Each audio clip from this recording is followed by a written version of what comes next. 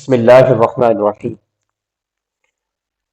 ناظرین، اگر کسی بھی چیز کو اچھے انداز سے اور صحیح طریقے سے استعمال کیا جائے اور سوچ سمجھ کے استعمال کیا جائے تو اس کے فوائد اور نتائج، اس کے خوبصورت نتائج دو گنا ہو جاتے ہیں۔ آج میں جس چیز پر آپ کو بتلانے کے لیے حاضر ہوا ہوں وہ ہے مربوں کو کیسے استعمال کیا جائے کہ انسان کو کھانے کے ساتھ ہمت بھی آئے، طاقت بھی آئے، ذہنی تیزی بھی ملے، دماغی تیزی بھی ملے۔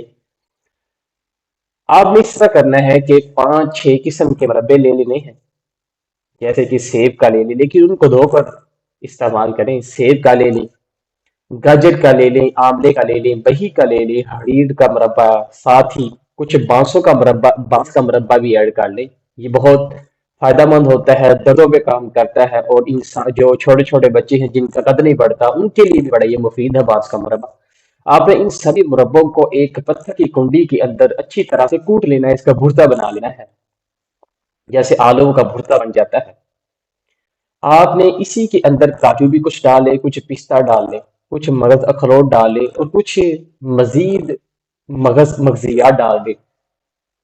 صبح شام آپ نے رات کو سوتے وقت اور صبح نہار دودھ کے 1 کپ کے ساتھ آپ نے 1 یا 2 چمچ کھانے ہیں۔ اور اس طرح آخر پہ اس طرح کریں کہ اس کے اندر ایک چاندی کے برک کی کاپی بھی ڈال دیں اور اس کو اچھی طرح مکس کر لیں۔ آپ نے صبح شام دودھ کے کپ کے ہمراہ آپ نے استعمال کرنا ہے، انشاءاللہ الرحمن 1 ماہ آپ استعمال کریں۔ جو لوگ کہتے ہیں نا کہ سستی بڑی ہے، چستی نہیں ہے بدن کے اندر، دل نہیں کچھ کرتا کام کرنے کو، انشاءاللہ ان تمام چیزوں کو کھانے کے ساتھ اس کو ذہنی تیزی بھی ملے گی، چستی اور چالاکی بھی ملے گی، اور اللہ تعالیٰ کی رحمت کے ساتھ اس کے جسم کے اندر قوت اور توانائی بھی آئے گی۔